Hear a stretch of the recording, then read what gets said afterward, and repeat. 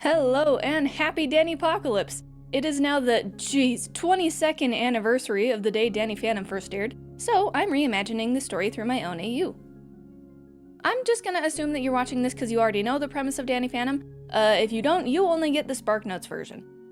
Danny Fenton is a teenager who gets electrocuted by a ghost portal, half dies and becomes Schrodinger's ghost boy, and now he's a superhero who fights ghosts.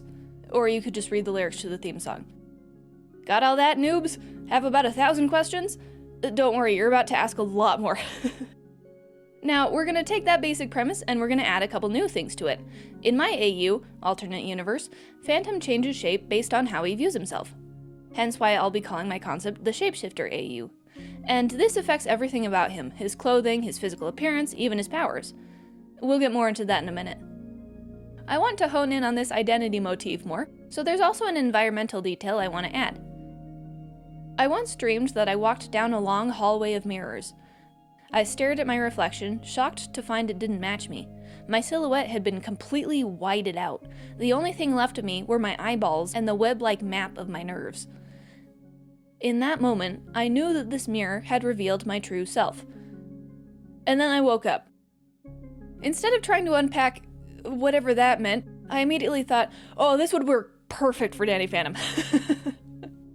So yeah, in the Shapeshifter AU, reflections reveal a ghost's true identity. This has a few applications. If a ghost passes by a mirror invisibly, they'll still have a reflection.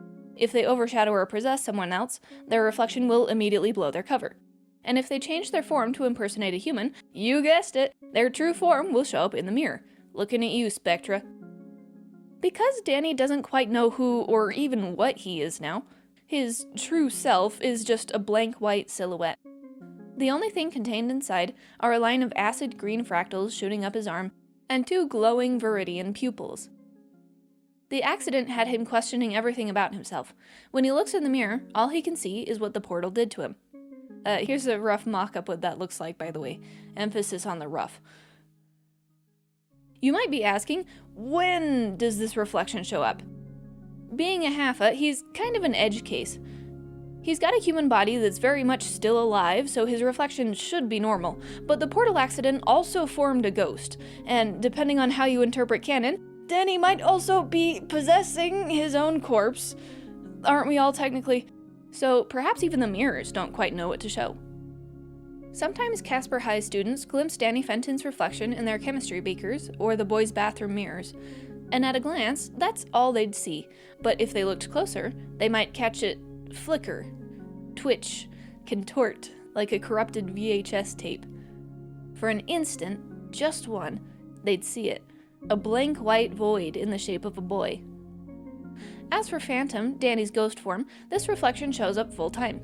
It too flickers, trying out different forms, but inevitably, the nearly empty silhouette overtakes it once again. And who knows, perhaps this is the reason Amity Park still doesn't trust the Phantom. He's an enigma, right down to his reflection. He doesn't fit in, not even with his own kind. So why should they try to understand him? Okay, enough yapping from me. Let's get into our designs, so I can yap some more. Just, forget the fact that all of them are different designs of the same guy. You see nothing. We're starting with Danny's human form. And just a warning in advance, I accidentally used the wrong settings for Human Danny's recording, and it blasted the video quality to smithereens. The rest will be much better, I promise. You know me, I always have to have my color motifs. I like how the show takes the red and white from Danny's human design and inverts it to green and black. I definitely played with that idea while designing costumes. To start with, I'm giving Danny a slightly darker skin tone, just because it feels like it fits him more. I also played with the idea of giving him brown eyes, but those freakishly blue peepers just feel too integral to his character to change it. As a part of the Freaky Blue Peepers club myself, I like having the representation. Sue me. I kept his black hair for the most part, but I also gave him a spiky white streak and a mullet. Usually I hate mullets, especially curly mullets. I'm surrounded by mustachioed cowboys, save me. But I want him to look kinda scruffy, so the mullet fits. As for his clothes, I'm honing in more on that early 2000s style, or at least I tried to. If I had remembered to do it, I would have also given him like a million bracelets running up his arm. Probably would have been a mix of those like basic rubber bracelets, boondoggles, and silly bands. However, I did remember to give him the iconic look of layering a baggy white NASA tee over a black long-sleeve shirt. That short-sleeve, long-sleeve combo was everywhere in the early 2000s. Danny's pants are super wide and the hems are torn because he keeps stepping on them. He got bored one day and took a bleach pen to his pants, so now they're covered in little drawings. He charted out a bunch of his favorite constellations, but he's also got a few math formulas for easy reference and stupid little quotes and sketches from Tucker and Sam. There's also a subtle trans flag reference in the rocket drawing. I played around with the color of his pants a lot. I tried red, I didn't like it. I also tried black and did like it, but it was too much black. You'll see why this is a problem later. Eventually, I landed on his classic blue color. The laces to his red chucks are always untied, which doesn't help him look graceful. On top of accidentally dropping everything and phasing through the floor, he's also got to deal with the humiliation of tripping over his own laces. Will he tie them? Or even just take the laces off for all the good they do him? No, because he doesn't care. He also puts his shoes on the couch like a heathen. On his right hand, Danny wears a compression glove. He painted carpal and metacarpal bones onto it. He wants you to think he wears it for the cool factor, but really it's because his hand is still really sensitive and itchy from the portal accident. Because he's a freak of nature, I gave him a scar combination that doesn't happen in real life, to my knowledge. It's got the patterns of a Lichtenberg figure, but they've gone keloid and started pulling on the skin around it, like an electrical burn. Unlike typical Lichtenberg figures, his scar is permanent. So, he goes through a lot of burn cream, and he's constantly flexing that hand, and probably also the foot that the electrical current came out of, but he makes it work. Danny's definitely built like a shrimp in the beginning of the AU. He does have his dad's height, but nothing like his build yet.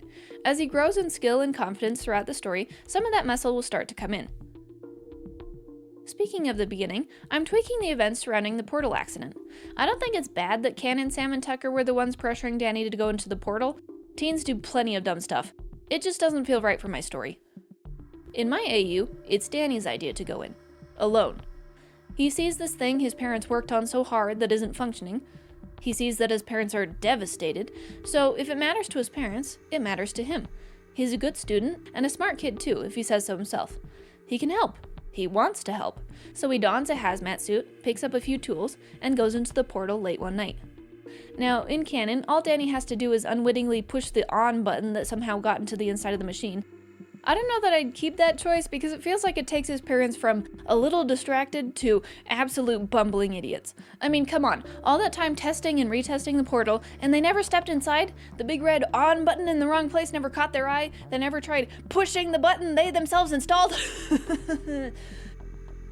I guess it doesn't matter to me how he gets the portal to work. He just needs to accidentally complete the electrical circuit. Maybe he's got a hole in his glove and that's why nothing worked for the parents. The way I see it, the portal needed his life essence in order to work and punch a hole into a dead dimension. Anyway, we gotta move on to his personality. Gosh, we haven't gotten there yet? Jeez. My Danny's roughly the same as Cannon. On the inside, he's a kind, helpful, friendly boy with a hunger for helping people. However, since the accident, his outside behavior has changed. He's a hermit, a recluse, an outcast. He only talks to his sister and two weird friends. He's laid back, unmotivated, and apathetic. He's got a sarcastic, unserious quip for everything. His teachers know he's super smart in the STEM subjects, but his grades and attendance have been tanking. Every time they try to talk to him about it, ask him what changed, what's going on at home, it's the same response. I just don't care. His classmates think he's doing it to look cool, but his friends know better.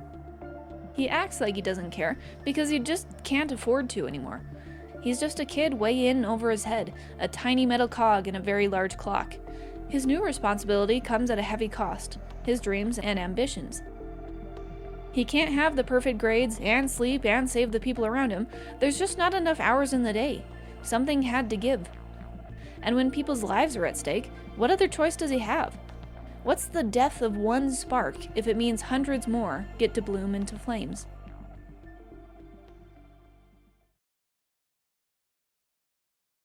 When Danny goes ghost, everything changes. Outsides become insides, colors and personalities invert. The apathetic act is gone, replaced by a kid who cares way too much. Everything matters to him. His heart may as well be stitched onto his sleeve with how obvious it is to his enemies. It bothers them that he clings so hard to humanity, but he's committed to helping people. It's practically a compulsion at this point.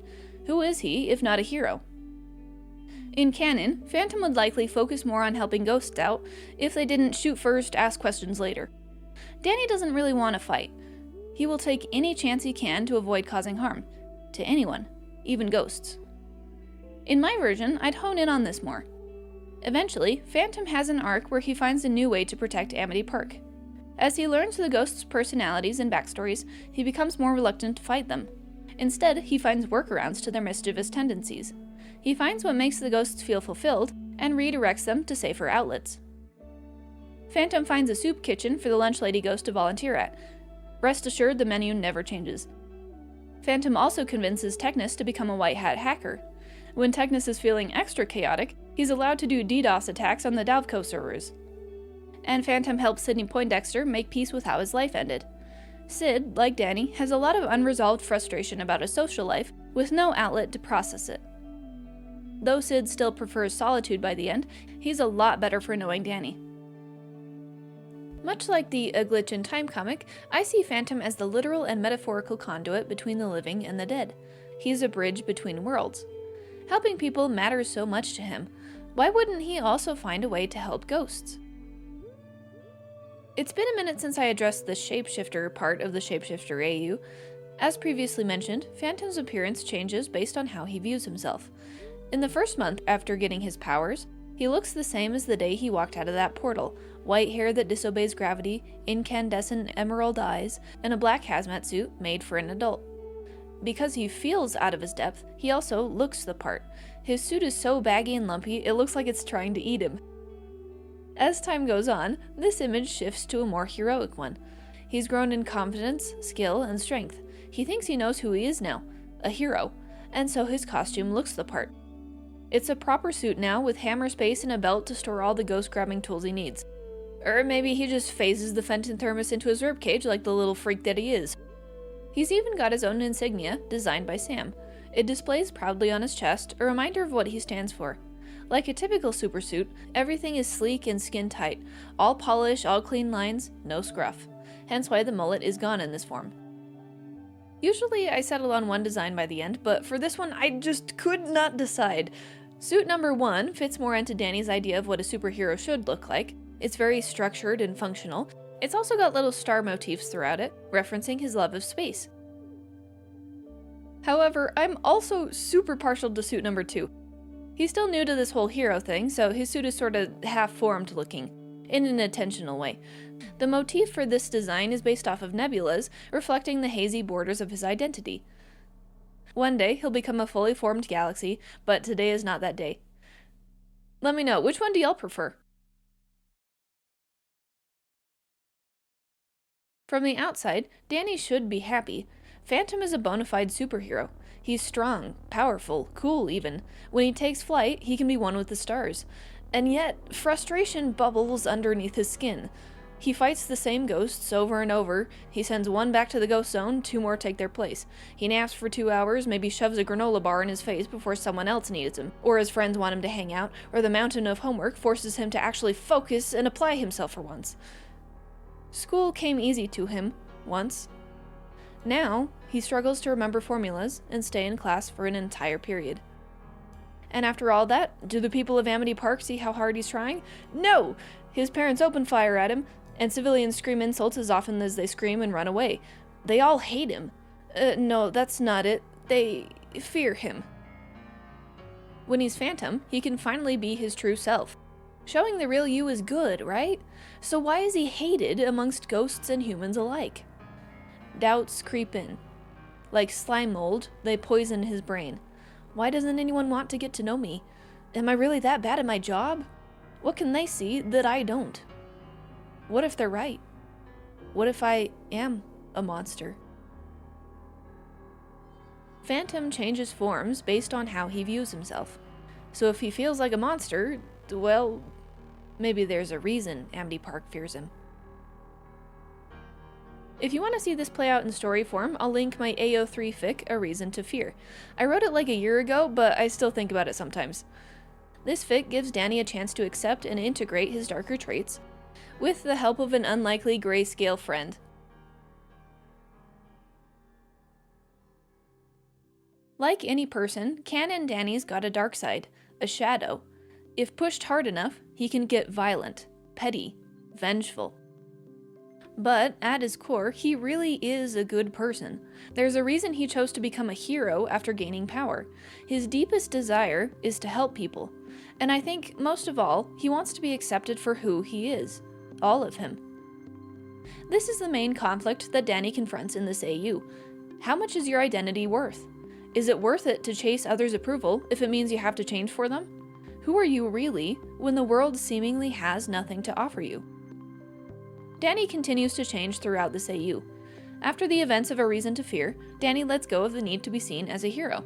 He stops caring so much about public perception and looks. After all, the only thing that matters is what his actions tell people. So his costume starts to reflect that. It's more casual, more him. His old suit was super refined, simple, and almost a little soft looking. This one shows more rough edges, less marketable design choices. I kinda struggled with the costume design on this, not gonna lie, but here's what I landed on. I gave him some very structured cargo type pants, and brought back those little constellations from his human design. They glow in the dark, which I like. In case you didn't catch it earlier, I used Aries for the show's anniversary date, Pisces to represent Phantom and Danny, Orion in its upright aka alive position, and Bowie, since it's a lightning shape, despite the fact that it was made in 2016, and the Big Dipper because duh. His boots are no longer sleek and minimal, they're combat boots, and his top has a similar level of detail and edge. He's got a short-sleeved hoodie layered over a long-sleeve shirt. There's a lightning mark on his right arm, having fully embraced his portal scars by now. And his insignia is now much larger and off-centered. Part of it made its way onto his shoulder. This is because there's no longer a need for symmetry. You want to know what there's also no need for? Pupils. It makes him look less human, but he doesn't mind that anymore. And guess what? The mullet's back, baby! I think by the time Danny gets this outfit, public opinion changes. Through the efforts of Sam and Tucker, Amity Parkers finally start to see Phantom for who he truly is, someone who's just trying to help. So when the guys in white come around, the town starts to fight back. They do what they can to keep Phantom safe so that he can do his job. By the end of the AU, Danny's identity has stabilized significantly, so he's able to utilize his shifting nature a little more intentionally. If he wants to look like a praying mantis, out sprouts a second set of arms and little mandibles. If he wants to look like a flashlight fish, suddenly he's sporting fins, a different tail, and a cool new eye shape. If he feels like the shield that holds Amity Park together, suddenly he can make a massive ectoplasmic shield that protects the town from Pariah Dark. That kind of thing. I think he could have a lot of fun exploring and discovering his powers this way. Like his identity, Phantom's reflection has also stabilized. These days, when he looks in the mirror, he just sees himself. His reflection's eyes are still green and his hair is still white, but it's just him.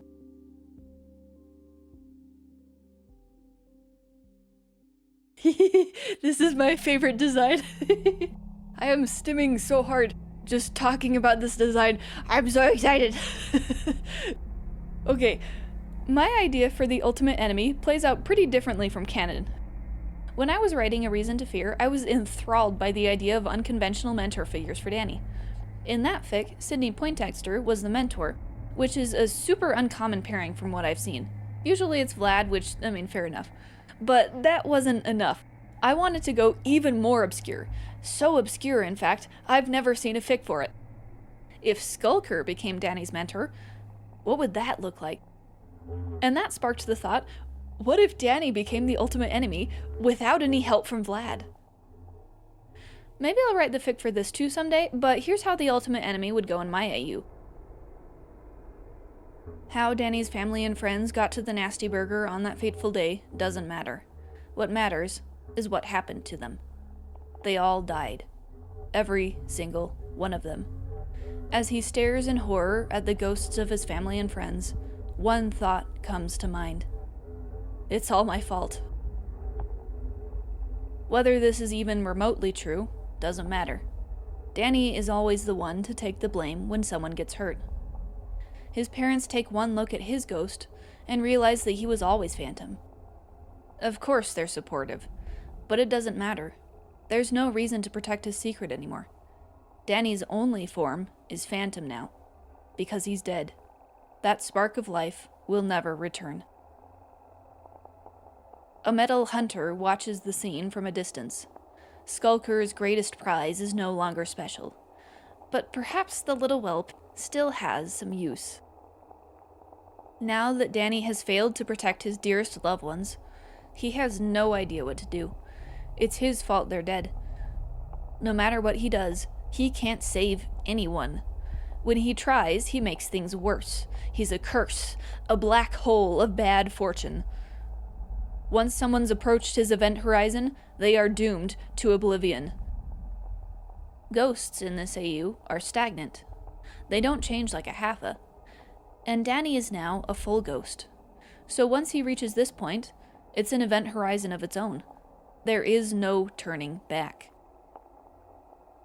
The final shape change leads to the discovery of a terrible ability. When ghosts are at their most fragile, he can absorb them. Though his dense black core spaghettifies their form, some part of them lives on. If he concentrates hard enough, he can hear their voice in his head. The first time it happens, it's an accident. Jazz gets hurt. Her ghostly form is on the brink of dissolving. "Don't leave me," he thinks. "Not yet. Not ever. I have to keep her close." So his powers make that a reality. One by one, his mother, father, and friends are subsumed by his will. He preserves them in death, just as he failed to do in life. But his ribcage remains empty. So when Skulker finally shows himself, Danny comes crawling to him. Skulker teaches Danny to stalk in the shadows, to strike at the perfect moment. Under Skulker's tutelage, Danny becomes ruthlessly efficient.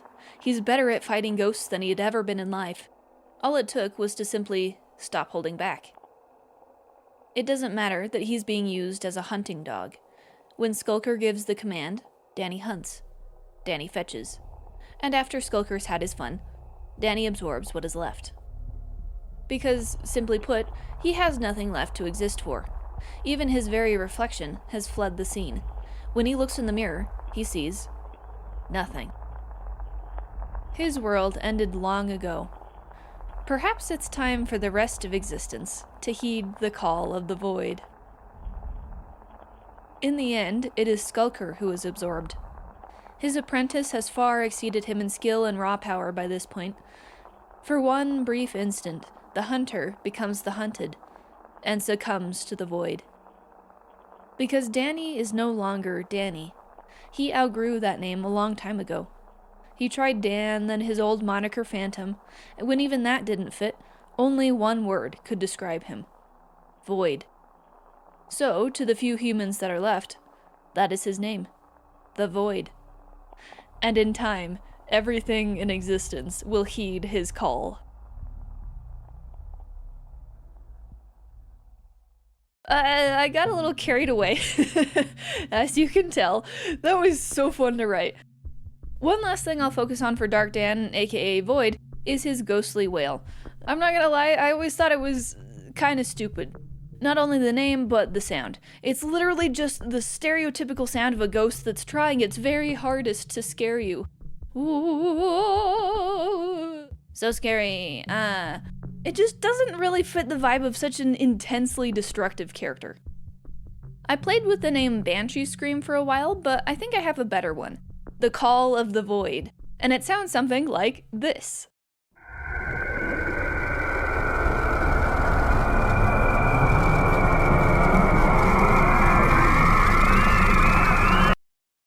NASA has taken the radio, microwave, and electromagnetic signals that bounce off celestial bodies and converted them into sounds that we can hear.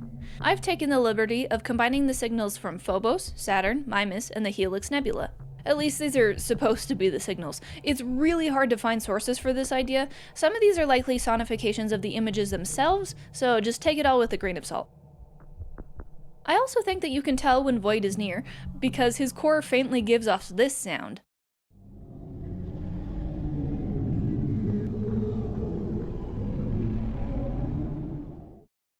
The earth itself trembles before him, vibrating at a frequency human ears feel more than they see. Okay, I am super excited to talk about Void's visual design. Because he's a full ghost, he doesn't have to look human, so I took a lot of inspirations from different predators. I was mainly drawn to deep-sea animals and carnivorous plants for some reason. He's not fully animalistic though, because 1, it just didn't fit the vibes, and 2, humans are kinda apex predators anyway, so yeah. He's not fully human looking, but he is humanoid. There were a few things from my iteration process that I ended up enjoying more than others. For one thing, I really liked the idea of having like an anglerfish or Venus flytrap kind of mouth with really long spiky teeth. I also liked the idea of Void having like multiple articulated floating arms that he could like form and move around at will, which I thought was really cool. I also really liked the flaming hair from Dan's canon design, so I took that and I kind of iterated it a little bit. I changed it from flaming hair to like electrified hair, like it looks like it's a whole bunch of different like arcs of lightning and stuff like that. I also like to think that when he does the Call of the Void, his hair sort of goes all crazy like a plasma ball, or whatever those things are called. But yeah, one thing I didn't mention in the other sections is the meaning of black and white for the AU. To mesh well with the canon, I'm going with the Western symbolism of white means life and black means death. Danny's human form has more white than it does black, or at least that was the goal, and his ghost form has more black than it does white. But accents of both show up in both of those designs. Void, however, is fully dead, so those white accents are nowhere to be seen. A black hole has replaced the insignia over his heart, only punctuated by the green light from his portal accident scar. The light is always being funneled into his gaping chest. I think he suppresses most of that light when he's hunting. He is extremely good at hiding in the shadows, so that's where he spends most of his time. You'll never see him coming until it's too late. Now, canon Dark Dan intrigues me, cause at any point you don't really know how much of him is Vlad and how much is Danny. Future Vlad says that his ghost half overpowered Danny, but the story treats Dan like becoming evil was completely Danny's choice. And who knows if Mr. Unreliable Narrator was even telling the full truth in the episode anyway. So I've always wondered if the ultimate enemy would have even happened if he hadn't absorbed Vlad's ghost. Cause oh yeah, apparently absorbing another ghost is possible in canon. Like, what's the tipping point for Danny? What could cause him to be like Dan if there were no outside influence? And that's what my AU explores for him.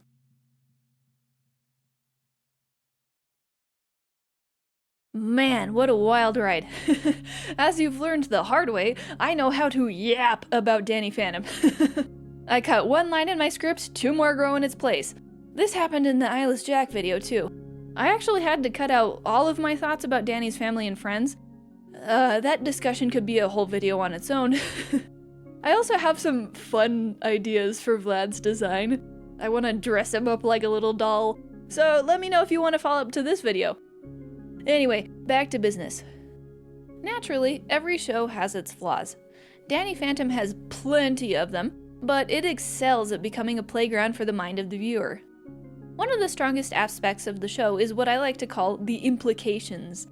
A character will mention something super dark offhand and then you're like, wait, hold on, roll that by me again, and the show just refuses to elaborate. So many fascinating concepts that are just never touched on again. It teases you with the most decadent meal and then sticks it behind a glass window. Infuriating, but also so good. My favorite example happens in The Ultimate Enemy when Danny asks what his ghost half did to his human half in the bad timeline, and Vlad's all like, "Some things, my boy, are better left unsaid." Like, what do you mean? What happened? Did Dan eat him? He zooms at the camera with his mouth open. That's what that implies. What do you mean? Please, I have a family. Unlike Dan. Cut that. Stuff like this is the bread and butter in a fandom. We love to take all the little details and flesh them out endlessly. If there's a pocket of lore without full understanding, that's totally okay. We will make meaning of it ourselves. And so it's no surprise that the Danny Phantom fandom is still going strong. There's just enough specificity to relate to the characters, but enough mystery that it makes our brains go hog wild. As you saw here. Happy Danniversary! Here's to 22 more years. Bye!